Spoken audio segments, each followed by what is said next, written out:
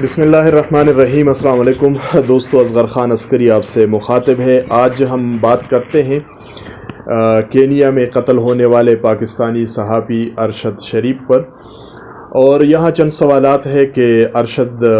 یہاں پاکستان کیوں چھوڑ کر گئے، پھر وہ کینیا کیا کرنے گئے، پھر ان کو کس طرح سے شہید کیا گیا، اور اب ان کے قاتلوں کو بے نقاب کرنے کے لیے کیا کرنے کی ضرورت ہے۔ تو اسی پر بات کرتے ہیں۔ سب سے پہلی بات تو یہ ہے کہ ارشد پاکستان کیوں چھوڑا انہوں نے، تو بالکل سیدھی سادی اور واضح بات ہے کہ ان کے اوپر پریشر تھا، دباؤ تھا۔ ان کی ملازمت ARY میں ختم کر دی گئی، اور ملازمت کے خاتمے کے بعد جو ہے ان کو جان کا خطرہ تھا، تو اس لیے انہوں نے پاکستان چھوڑ دیا اور وہ متحدہ عرب امارات چلے گئے۔ پھر متحدہ عرب امارات میں بھی وہاں پر ان کو رہنے نہیں دیا گیا، اور ان کو بتایا گیا کہ آپ متحدہ عرب امارات جو ہے وہ چھوڑ دیں اور کسی اور ملک چلے جائیں۔ ان کے پاسپورٹ کے اوپر کوئی کسی ایسے ملک کا ویزا نہیں تھا کہ وہ وہاں پر جا سکے، لہٰذا انہوں نے ان ممالک کی طرف جانے کا سفر کیا کہ جہاں ایئرپورٹ پر پہنچ کر ہی پاکستانیوں کو ویزا لگایا جاتا ہے۔ تو کینیا بھی ان ممالک میں سے ہے کہ جہاں پر پاکستانیوں کو آن ارائیول ویزا دیا جاتا ہے۔ تو اس لیے ارشد شریف صاحب جو ہے وہ کینیا چلے گئے۔ یہ تو سیدھی سادی جو ہے وہ داستان ہے۔ اب سوال یہ ہے کہ ان کو کیوں قتل کیا گیا، وہاں پر متضاد اطلاعات ہیں، لیکن جو وہاں کی پولیس نے باقاعدہ پریس ریلیز سرکاری طور پر جاری کی ہے، ان کا کہنا یہ ہے کہ ایک شخص ہے وہاں پر، ان کی گاڑی چوری ہو گئی، اور انہوں نے اپنی گاڑی جو ہے چوری کے خلاف انہوں نے FIR درج کروا دی۔ پولیس اس کے انویسٹیگیٹ کرنے لگی، اور پولیس جو ہے انہوں نے ناکہ بندیاں شروع کر دی۔ ایک روڈ کو، سڑک کو انہوں نے بلاک کر دیا، اس پہ پتھر رکھ دیے جس طرح ہمارے ہاں بھی ہوتا ہے، اور بعض اور بھی کوئی چیزیں وغیرہ انہوں نے رکھ دی۔ تو وہ کہتے ہیں کہ جو گاڑی چوری ہو گئی تھی، اس گاڑی کے اندر اس شخص کا بچہ بھی جو ہے وہ موجود تھا، وہ بھی اس گاڑی میں چوری کرنے والوں نے اغوا کر لیا۔ اس گاڑی کا نمبر انہوں نے لکھا ہوا ہے کہ KDG 700F، KDG 700F، یہ گاڑی چوری ہو گئی تھی۔ اور ارشد شریف جس گاڑی میں سفر کر رہے تھے وہ تھی KDG 200۔ تو نمبر میں آپ دیکھ لیجئے گا، صرف فگر جو ہے یہ فرق ہے، باقی الفابیٹس جو ہے وہ ایک جیسے ہیں۔ تو پولیس نے کہا ہے کہ یہ گاڑی آ رہی تھی، انہوں نے ناکہ بندی کر دی تھی، تو جو وہاں انہوں نے روڈ کے اوپر چھوٹے چھوٹے پتھر رکھ دیے تھے، ان کے اوپر یعنی رکاوٹیں انہوں نے کھڑی کر دی تھی، ان رکاوٹوں کے اوپر ارشد شریف صاحب کی گاڑی نہیں رکی، اور انہوں نے اس پر فائرنگ کی جو ارشد شریف صاحب پہ لگی۔ وہاں کی پولیس نے ایک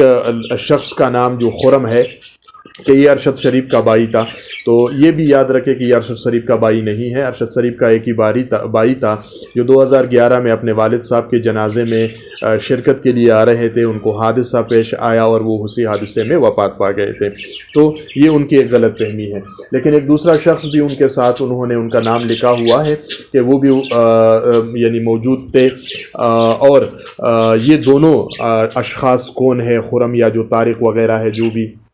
یہ کون ہے، کینیا میں کیا کر رہے تھے، ارشد کا ان کے ساتھ کیا لنک تھا۔ تو ارشد کا جو وکیل ہے پاکستان میں، ان کا کہنا ہے کہ نہ میں نے کبھی ان کے نام سنے ہیں، نہ میری ان سے کبھی ملاقات ہوئی ہے۔ تو ظاہر سی بات ہے کہ ان کا بھی جو ہے رول کو، کردار کو دیکھنا چاہیے۔ لیکن یہ تو چلو وہ کہانی تھی کہ پاکستان سے کیوں گئے، متحدہ عرب امارات سے وہاں کیسے چلے گئے وغیرہ۔ لیکن اب سوال یہ ہے کہ اس معاملے کو انویسٹیگیٹ کس طرح سے کیا جائے تاکہ قاتلوں تک رسائی ہو۔ سیدھی سادی بات یہ ہے کہ سب سے پہلے تو پاکستان کی حکومت کو سفارتی محاذ پر اس واقعے کو بھرپور طریقے سے اٹھانا چاہیے، اور پاکستان کی حکومت کو چاہیے کہ وہ ایک جوڈیشل کمیشن تشکیل دے، اور اسی جوڈیشل کمیشن کے ذریعے سے انکوائری ہو، اور وہ انکوائری ایسی انکوائری ہو کہ جس میں تمام محرکات کا جائزہ لیا جائے، یعنی یہ اس بات کا تعین کیا جائے کہ انہوں نے پاکستان کیوں چھوڑا، کس کی وجہ سے انہوں نے پاکستان چھوڑا، متحدہ عرب امارات انہوں نے کیوں چھوڑا، کس کی وجہ سے چھوڑا، وہ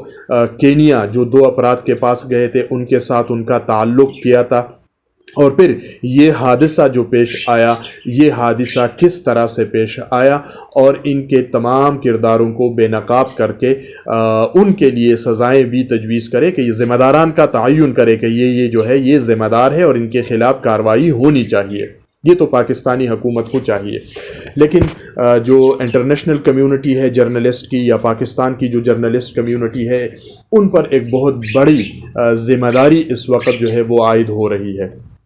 کہ وہ اس مسئلے کو بھرپور طریقے سے اٹھائے انٹرنیشنل فیڈریشن فار جرنلسٹ کے ساتھ، اور ان کے ساتھ بیٹھیں، ان کو بتائیں کہ اس قتل کی تحقیقات کے لیے یونائٹڈ نیشن، اقوام متحدہ کے زیر نگرانی ایک فیک فائنڈنگ کمیٹی بننی چاہیے، جس میں پاکستان سے بھی نمائندے موجود ہو، جس میں انٹرنیشنل فیڈریشن فار جرنلسٹ سے بھی ٹاپ کے جو انویسٹیگیٹو جرنلسٹ ہے وہ موجود ہو، جس میں پاکستان سے آفیشل موجود ہے، کینیا کے جو جرنلسٹ کمیونٹی ہے اس کے پرومیننٹ جرنلسٹ اس کے اندر موجود ہو، اور ان کے ٹاپ انویسٹیگیٹو جو آفیسرز ہیں وہ بھی موجود ہو، اور وہ اس واقعے کی تحقیقات کریں، اور تحقیقات کے بعد یہ جو تمام سوالات ہیں، صرف اس سوال کا جواب تلاش نہ کرے کہ ان کو کیوں قتل کر دیا گیا ہے، یہ ٹارگٹ کلنگ ہے یا غلط فہمی کی بنیاد پر ہوا ہے۔ مسئلہ یہ نہیں ہے، مسئلہ یہ ہے کہ وہ پاکستان سے کیوں گئے، کس نے ان کو مجبور کیا کہ وہ چلے گئے۔ تعین ہونا چاہیے، اس بات کا تعین ہونا چاہیے کہ متحدہ عرب امارات سے کس نے ان کو مجبور کیا کہ وہ ملک چھوڑ دیں، اور پھر جو دو افراد ہیں ان کے ساتھ ارشد شریف کا کیا تعلق تھا، ان کو کردار کو بھی دیکھنا چاہیے، اور پھر یہ جو واقعہ وقوع پذیر ہوا ہے اس واقعے میں حقیقت کتنی حقیقت ہے یا اس میں کتنا فسانہ ہے کہ یہ واقعہ اسی طرح وقوع پذیر ہوا ہے یا حقائق کچھ اور ہے۔ اور اسی کے ساتھ ہی یہ فیک فائنڈنگ کمیٹی یعنی تجویز بھی کر دے، تعین بھی کر دیں کہ فلاں فلاں لوگ جو ہے وہ اس قتل کے ذمہ دار ہے، اور ان کے خلاف انٹرنیشنل بین الاقوامی سطح پر بھی اس کو FIR کو رجسٹر ہونا چاہیے، اور پاکستان میں بھی ان کے خلاف کارروائی، اور کینیا میں بھی ان کے خلاف کارروائی جو ہے وہ ہونی چاہیے۔ تو پاکستان کی جرنلسٹ کمیونٹی کے اوپر بھی اور انٹرنیشنل فیڈریشن آف جرنلسٹ جو ہے ان کے اوپر بھی بہت بڑی ذمہ داری عائد جو ہے وہ ہوتی ہے کہ وہ ان تمام چیزوں کی مکمل تحقیق کریں۔ اس کے ساتھ ہی ایک تجویز میں اپنی طرف سے اپنے پاکستانی بھائیوں کے لیے کہ اس مرڈر کے بعد، اس قتل کے بعد افواہیں ہیں، پروپیگنڈا ہے، اور مختلف لوگوں کو ٹارگٹ کیا جا رہا ہے، اداروں کو ٹارگٹ کیا جا رہا ہے، ریاست کو ٹارگٹ کیا جا رہا ہے، گورنمنٹ کو، حکومت کو ٹارگٹ کیا جا رہا ہے۔ تو میری رائے یہ ہے کہ ہمیں ان تمام افواہوں سے سر پہ نظر کرنا چاہیے، اجتناب کرنا چاہیے، اور سنی سنائی باتوں کو آگے جو ہے وہ ٹرانسفر نہیں کرنا چاہیے، نہ اس پہ عمل کرنا چاہیے، بلکہ ہمیں ایک پریشر بلڈ کرنا چاہیے حکومت کے اوپر کہ وہ سفارتی محاذ کے اوپر اس معاملے کو بھرپور طریقے سے اٹھائیں، اور ہمیں پریشر بلڈ کرنا چاہیے جرنلسٹ کمیونٹی کے اوپر کہ وہ انٹرنیشنل فیڈریشن آف جرنلسٹ کے ساتھ، یونائٹڈ نیشن کے ساتھ اس معاملے کو بھرپور طریقے سے اٹھائیں، اور ان کو مجبور کرے کہ وہ ایک فیک فائنڈنگ کمیٹی بنائیں جو اس تمام واقعے کی مکمل تحقیقات کرے۔ مکمل تحقیقات سے مراد یہ ہے کہ پاکستان سے کینیا تک